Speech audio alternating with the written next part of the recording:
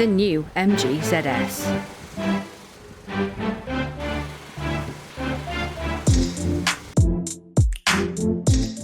This is the new MG ZS 2021. Now, it may be built on the same chassis and have the same engine, but there are quite a few differences, including a new grille, a new front, new rear lenses, and there's some interior tweaks as well. And this. You've now got power folding mirrors. This is the exclusive trim, and we have a 1 litre turbocharged engine. We also have a 6-speed automatic gearbox. There is no longer an Explore, so there are 2 trims in the range, the Excite in the exclusive. The range starts with the Excite manual at just under £15,500. This is the exclusive Auto, which is just over £20,000. There's lots of new features too, including bi-projection LED headlamp. The MG ZS was first released in 2017, and although there are some differences, it stays true to the design language that MG were going for. One of the biggest differences is the new grille. It's been redesigned and has a new shape, and this is also changed. But the badge still remains prominent. The lights are sculpted differently as well, and the daytime running lights are also in a different design.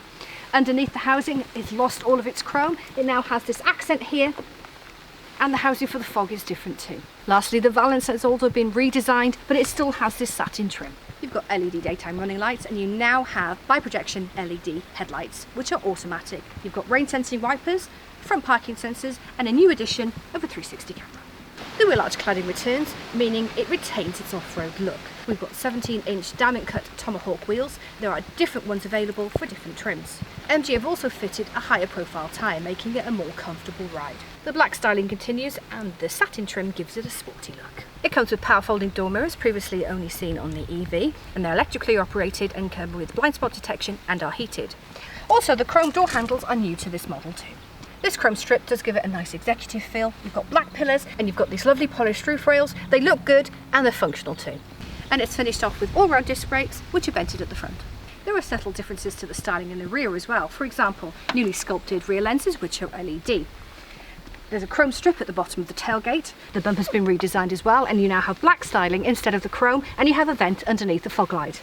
The rear diffuser has a satin strip and this chrome styling. You've got your MG badge, which is also how you open the boot, and you're reminded that it's a ZS. You have rear parking sensors and a camera, which is part of the 360. You've got a rear spoiler, and this high-level brake light is now LED, and a bee sting aerial. And don't forget, you've also got your 7-year warranty. Let's see how easy it is to get into the new MG ZS. And a new feature, keyless entry, but it is only available on the 1 litre automatic. The doors open nice and wide. Now you've got a decent ride height, that'll help with getting in. One thing to note, I don't have a grab handle. That was nice and easy, and it's not too far to reach the door handle. Once you step in, it does seem familiar, but it feels far more refined. It's quite remarkable what they've done to the cabin in the new MG ZS. For example, you've got premium materials pretty much everywhere you look. There's lots of new touches, including MG in the headrest, but it also retains some of the styling that you saw in the previous SUV, which was a nod to MG's heritage, like these air vents. The biggest changes in the cabin, 10.1-inch infotainment screen and an armrest. I'm especially fond of this sporty finish here. You've got satin around the cluster and round the vents. It just lightens up the whole vehicle. And soft touches on the dashboard, but yes, there are hard touches, for example on top of the doors. You've got all-round electric windows and a new addition of power folding door mirrors. They're also electrically adjusted and have blind spot detection, but that's only on the exclusive. To fold them, you literally push the little knob down, and there's an adjuster here for your headlamp height. Your bonnet pulls down here, as is your petrol cap release. The steering wheel, very sporty, leather wrapped. On the left hand side you've got your media controls and your telephony, and on the right hand side you can cycle through your fuel computer. You can also operate your voice commands. Now on the exclusive you get a full digital cluster. When you look at it, it's strange that this looks more EV than the actual EV setup, so I'm assuming that this will end up in the EV, but don't quote me on that. It's very well laid out. You even have things like your tyre pressure monitor. You can see your fuel economy and lots of other information too. You have a digital rev counter on the right hand side, and a digital speedo on the left. And one other thing that you get with the automatic 1 litre is keyless go. The cruise control is activated with this stalk here. One thing we'd love to see on upcoming models is a heads-up display. We now have a 10.1 inch uprated infotainment screen and 6 speakers. If you get the Excite, you'll get 4 speakers. It's also touchscreen. It features DAB, satellite navigation, Apple CarPlay, Android Auto, and you can set a lot of the car's settings as well. And overall, this system is faster than the previous one. And I can't forget the 360 camera. That's new too, to the exclusive. When you indicate, you can see a view of your wing and wheel from the mirror. You've also got 2D and 3D. So you can see a bird's eye view of the car. Press 3D, and you've got all these camera angles that you can cycle through. And look at these new navigation buttons. You've got home here, and on the volume, you can go up and down. You've also got fans, demisters, and other shortcut buttons. You also operate your air conditioning through the screen. You can turn on your fans using this button here. Just hold down. Same for turning off. And you alter the fan speed using this. You also adjust the temperature with this button here. You operate your heated seats here, 12-volt socket here, 2 USBs, your automatic gear shifter, part reverse neutral, drive, and sport to the right hand side, and your manual mode. There are no paddles. And in front of that, you've got 4 buttons. Another new feature, descent control.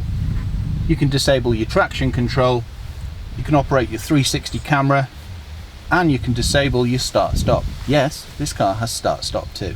The old school handbrake has gone, and we now have an electronic handbrake with auto hold. Comfort in room wise, well, decent headroom, and I'm 6'3". I've got decent leg room as well. It's 2 pedals because it's an automatic, and I have a footrest on the left. On the right hand side, I have a nice padded armrest, and even the door's padded too, so nice and comfortable. And one of the features that I really do love, this new armrest, just makes it a far more comfortable driving position. The seats are new, they're far more buckety, and they're finished very sportily as well. And the red stitching really makes them stand out. I have an electric driver's seat, and the passenger's is manual. Like the previous ZS, there is only height adjustment in the steering wheel. And I was just looking up at the mirror, and I spotted this. There's a USB up here, perfect for dash cams. You've also got your map reading lights and other shortcut buttons. I've got a decent sized door bin, and in the centre, I've got a nice storage area for my phone. And it also has a rubber insert so it won't slide around. Moving back, this is actually different. Your cup holders are now side by side. A decent storage area under the armrest.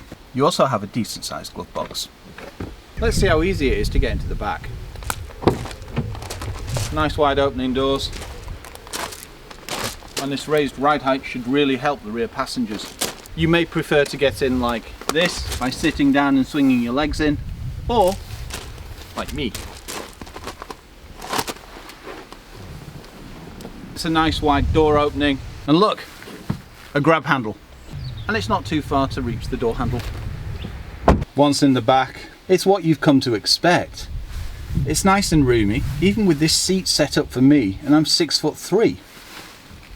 Ample headroom, decent leg room, and lots of room under the seat for my feet as well. It's quite remarkable how much space there actually is in here. It's nice and light and airy, but we've got no privacy glass. It would be nice to have a panoramic sunroof in here, a bit like the HS. It's very comfortable, it's finished nicely, and I love the red stitching. It would have been nice to see an armrest, but maybe in the future models we'll get one. Hard plastics at the top of the door and the rest of the card, but you have a lovely padded armrest and a padded section on the door card. You also have an electric window, and this satin trim really lightens up the door card too. 2 people on a long journey would be very comfortable. 3 adults, shorter journeys I think, and 3 children, no problem. You also have ISOFIX points and airbags around the vehicle, including here and on the seats. You have map pockets, and in the centre, nice storage area and 2 USBs. And finally, you have a decent sized door bin. Keyless entry makes it nice and easy to open the boot, or you could use the boot pop. One thing I have noticed, if you use the boot pop, it would have been better to have a little recess here, because it is quite hard to put your fingers under. Instead, I find it far easier to just do this. Once open, you have 448 litres of space. Yes, there is this lip here, but this is a false floor. If we lift it up, we virtually eliminate it. Both trims come with a tyre repair kit, but we have the optional Space Saver spare wheel. This is robust plastic, perfect for loading. You have a triangle here, storage point there, and a storage point here. There are no tethering hooks or shopping bag hooks. You do have child safety top tether points on the back of the seats. Removing the parcel shelf is easy. Just unhook these and it just pops out. The rear seats are split folding 60-40 and you drop them by doing this. Pull here and then just push down. It doesn't go entirely flat, and once you drop the seats, that increases to 1,375 litres. You quite easily get some luggage in there, or a mountain bike, or maybe even a pram. Welcome to the new ZS. This is the exclusive trim. This is powered by a 1 litre turbocharged 3-cylinder engine, which is co-developed between SAIC and GM. And it is a fantastic unit. Now, with all the emissions changing and things, the likelihood is the engine could be slightly less powerful, but that's all to satisfy the latest emissions regulations. It drives very well. On an A road, you can just quite happily cruise along at the limits. Dual carriageways, motorways, happily travel at motorway speeds. And it doesn't feel underpowered either, considering it is a 1 litre turbo engine in something the size of an SUV. This is a similar unit to the one that we filmed our first review, the Corsa. And in that, it was quite nippy. So you think when you put it in a bigger shell and put more weight to it, it may feel a little underpowered, and it doesn't. I mean, if I kick down now, it happily zooms up and I have to anchor up. Saying that, the brakes are very good. We also have a fully digital cluster as well. Lots of information. The perfect time to show you how the engine and gearbox works. It is pretty quick. The auto is very smooth. 9 times out of 10 you won't even realise that it's changed gear. Nice throttle response. I like it. You'll likely remember when I drove this, I liked how responsive it was. It handles well too. I mean, you do get a little bit of lean and movement, but that's your compromise for having a nice comfortable ride. There's not much of it though. No, it feels very well planted, doesn't it? And even at the higher speeds, it's very smooth. Yeah. And there's very little noise in the cabin. You can hear the engine, but only when it's under load. Nice acceleration in each gear. That's fantastic for a 1 litre, isn't it? It is. To be able to still have that kind of power available. But that's the benefit of a turbo, isn't it? Well, it's going up this hill with ease, isn't it? And there's still power left. I was going to say, this is a steep hill coming out of Kendal, isn't it? Yeah. We're happily cruising along at motorway speeds, but we've still got power to get out of trouble if we need it. All in all, it's engaging drive. It is. You will notice there is a bit of road noise, but this is the older tarmac though. I was going to say, not this the noise surface is reduction atrocious, isn't it? Yeah. Now, I could see myself doing long journeys in this. Well, we did in the EV, didn't we? Oh yeah. We did the longest of journeys in the EV. Good steering as well, nice and direct. And with dynamics set on the steering, it's quite an engaging drive, or say more spirited driving.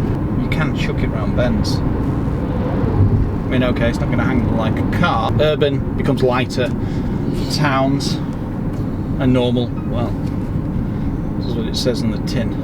I really do love the tone of this when you floor it. It sounds fantastic. The other thing, because it's a 3-cylinder, you might be thinking you'll be getting vibration through the cabin, but you don't. No, you don't. The engine generates 111 PS and also 160 Newton meters of torque, and it pulls 0 to 60 in just over 12 seconds. But don't let that put you off.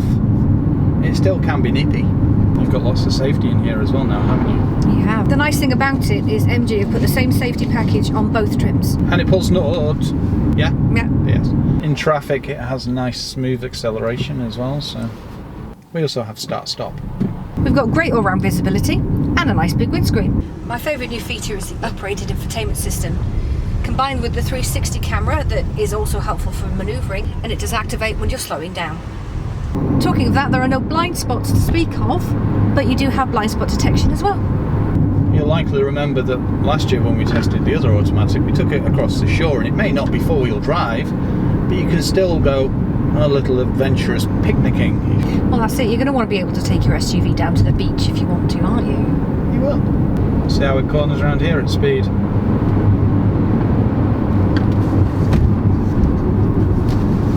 Oh, nice. But you expect that for an MG, don't you? You do indeed. But there was very little lean. Pottering along, you'll get decent economy. Even with my driving back there, we're still getting around 31.4 to the gallon. But if I go into Miss Daisy mode, I'm sure it'll increase. And even at 30 miles an hour, you can hear a slight bit of engine rumble, but that's it. With the suspension, there is a bit of bounce, but that means if you hit a pothole, you get bounce rather than bump. Exactly. Whether you're 2 up, 4 up, or have a load, it seems to have the same power delivery. It'll still zip along, and it doesn't seem to really affect acceleration at all. It really is a pleasure to drive. It just takes everything you throw at it. They've done a good job with the MGs, they really have. With 2 trims in the range, this compact SUV is perfect for family adventures, with great safety features and a 7-year warranty as standard. You get versatility, practicality and refinement, all at a great price. NCAP rating to be confirmed.